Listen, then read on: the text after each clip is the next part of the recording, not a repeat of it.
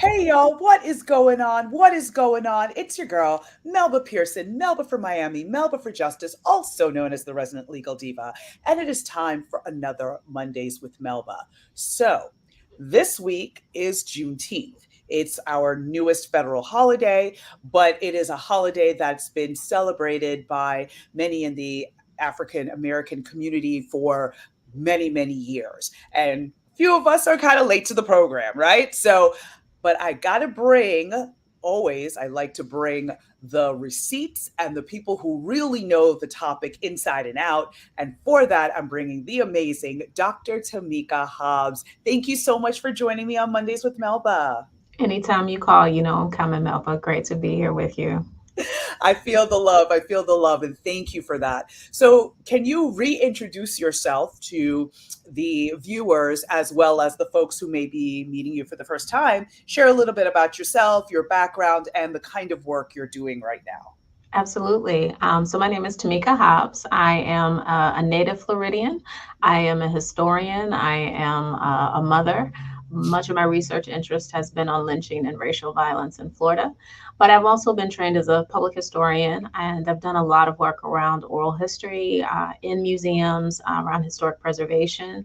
And currently, I am the library regional manager for the African American Research Library and Cultural Center here in Fort Lauderdale.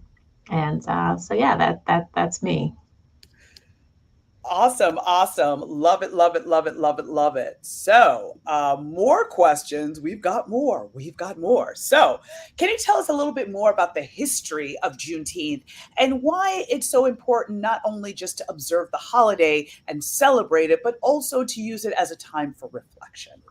Absolutely. So Juneteenth is essentially, in the name itself, a merger of the name of a month and a day of a day on the calendar. It is June 19th, and it is meant to represent the day upon which Union officers in 1865 arrived in Galveston, Texas, and read the Emancipation Proclamation as a symbolic symbol of the end of slavery in Texas, which at that point was the last state in the Confederacy to have that happen. And since that time in Texas, Juneteenth has become a time of celebration for that community, a time to remember emancipation, a time to celebrate freedom. And as people have migrated across this country from Texas, they have taken that tradition with them. And there's been a campaign, decades long campaign by a woman, Opal Lee, for more recognition of this holiday. And I think it was back in 2021, President Biden made the decision to make and enshrine June the 19th, Juneteenth, as our newest federal holiday. And so I think it's fantastic, if for no other reason, that we actually have a day on the calendar that is a corrective in many ways to the 4th of July.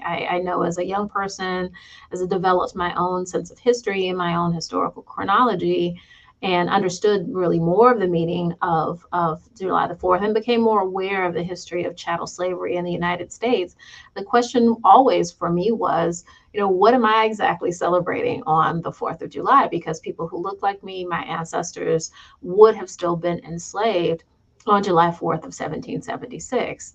And so, having something on the calendar like Juneteenth offers us the opportunity to really reflect on this really complicated history of our nation.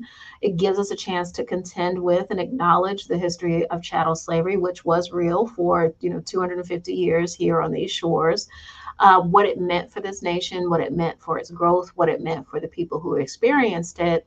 And then there's the other part of it, which is the celebration. I often like to imagine on these emancipation celebrations what it must have felt like to be a person who had lived their lives in slavery and the lives of all of their ancestors, and then to learn that that institution was crumbling and was going away, and that there was this entire world of possibilities that was laid out before them. And one of my favorite time periods to teach about when I was in the classroom was the period of Reconstruction. It was Mhm. certainly ultimately a bittersweet period that ended in devastation and a return to another form of oppression.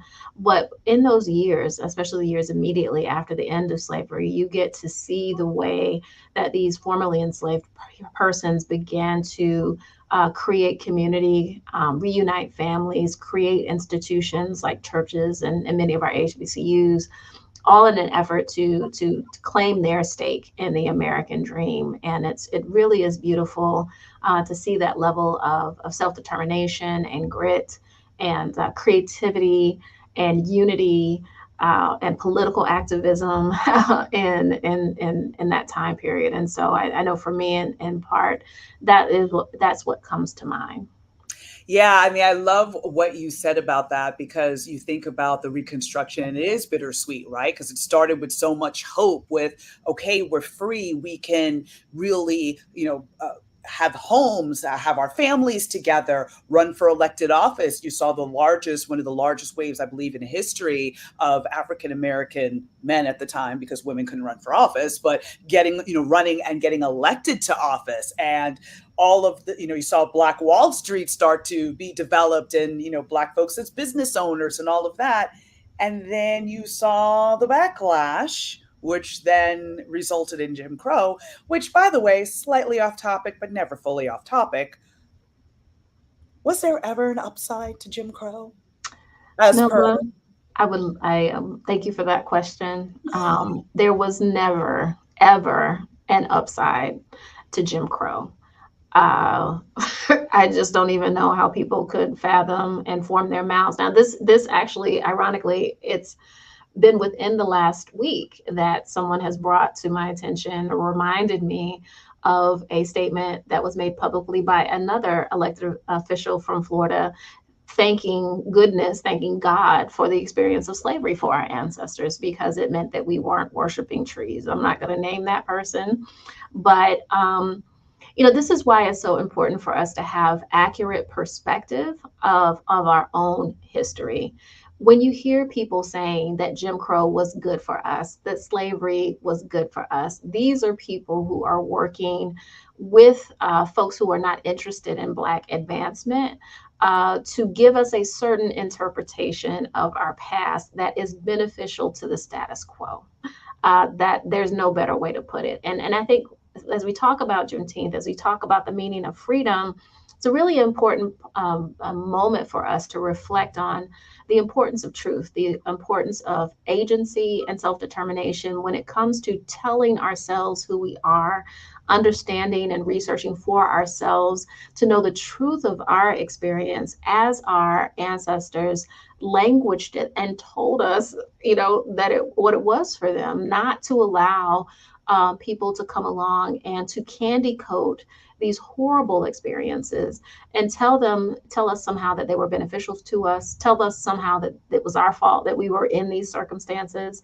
That does a real job and really dirty work when you understand the connection of your subconscious mind, your psychology, and your understanding of your people's history, and what that means for the realities and the possibilities of your life and your future, and for our children. The work that we do here at the African American Research Library and Cultural Center in terms of preservation and interpreting and celebrating Black culture is very much about that. And the fact that in the midst of all of this, we've been able to offer free Black history classes to the community just to try to combat this, it's part of our role. I'm privileged to be in an institution where we can do this work, but again, an occasion like this, a day off is a time. I wish that we would carve out more time for reflection and analysis on our collective journey since coming out of slavery, because I think if we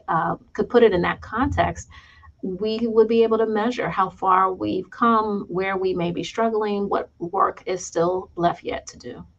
right. Because, I mean, the reality is, yes, there is work to do. There's no question about it. But we also have to look at the past with clear eyes and not try to rewrite it to suit someone else's narrative or to suit somebody else's feelings. History is history is history. These things happened, and we have to use that to inform our decisions and our policies going forward. But the way to do that isn't to rewrite history to make us feel better and then try to move forward from there. We have to look at it, accept it, deal with it, and then move forward. So, yeah.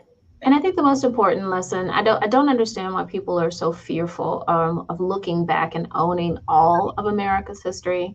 I think you can tell the truth about the devastating realities that have colored the lives of people of African descent on these shores, whether we're talking about slavery, whether we're talking about Jim Crow, whether we're talking about lynching, whether we're talking about school segregation. You can look at all of that with very clear eyes and use it as a lesson and a measure of what we're not going to do again. We should not exclude, we should not oppress, we should not exploit people. And we have the examples when we listen to the voices of folks like Frederick Douglass and understand the example of folks like Harriet Tubman. The list goes on and on. You learn the harm that is done when our systems devalue people, when our systems criminalize people. That's the real work of history, is to profit from the lessons of humans that have come before us and try to build something better, something more inclusive, so that more people can have opportunity and thrive. This idea of taking things back to an originalist, America, it should be very frightening to most people, because that was a very our democracy, our republic was defined very narrowly when it was created.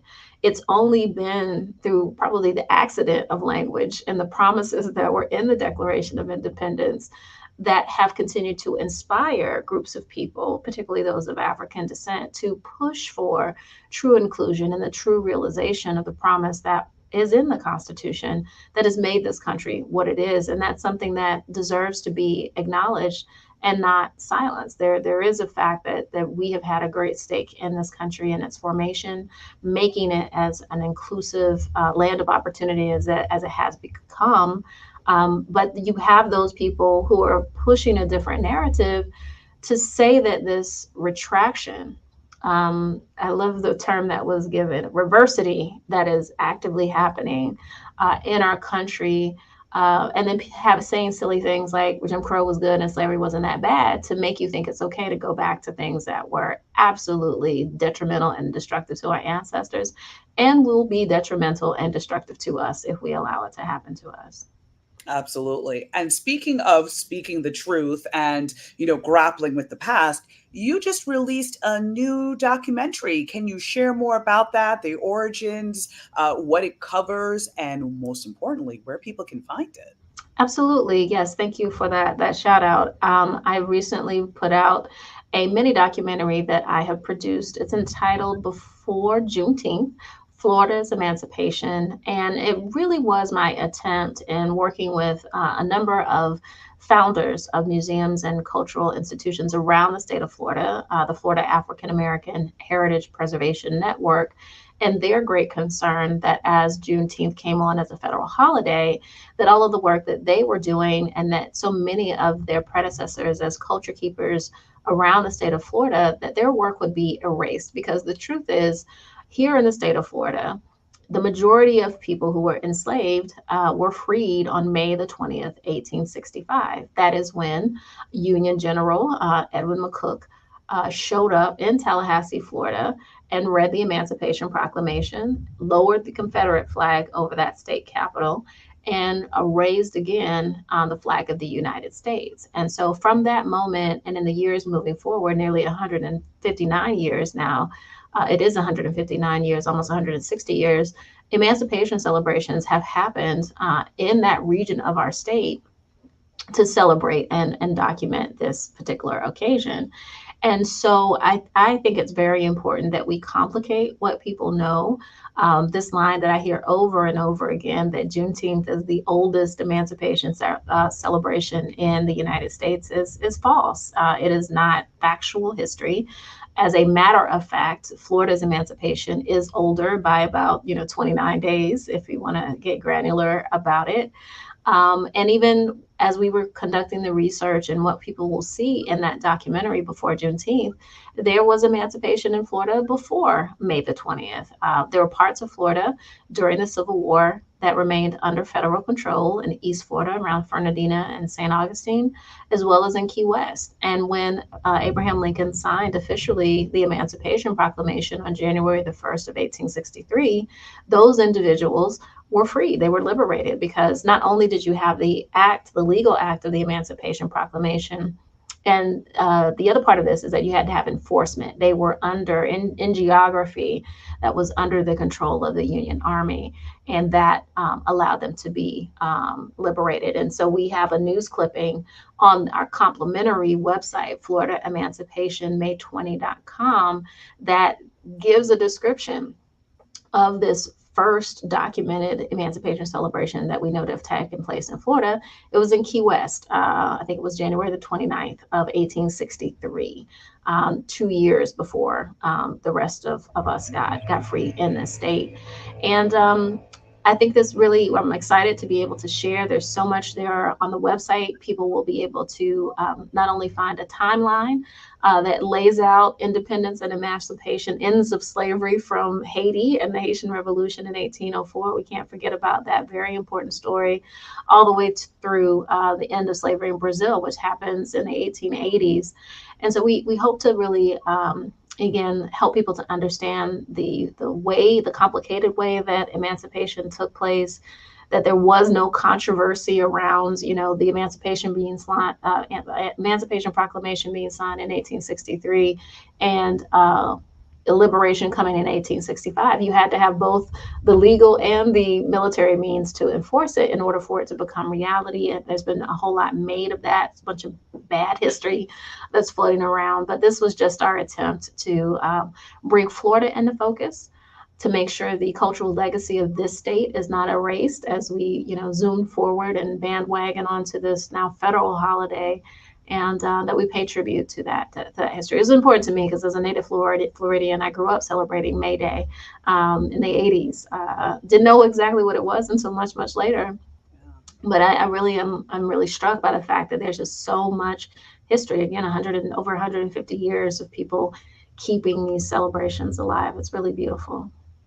Love it. Love it. So, with that being an amazing resource around Juneteenth generally, but then looking at the Florida context of when our emancipation happened here in the state, what are some other resources that folks can look to learn more, especially about the Florida history in terms of enslavement and emancipation, or just Black Florida history generally? I think you have some great resources you can share.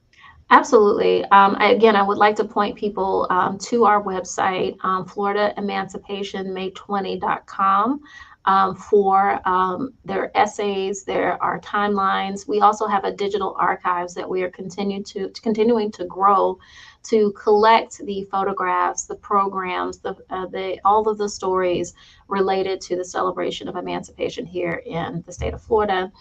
I think people should start by understanding more about the history of slavery in Florida. If you wanted to do that, there's a book by that same title written by Dr. Larry Rivers. I had a privilege of studying with him at Florida A&M when I was a student there, but that remains the quintessential book on the history of slavery in this state. I think you should also pick up a copy of Paul Ortiz's Emancipation Betrayed, when we talk about the decline of the promise of freedom here in the state of Florida. That is another very important work.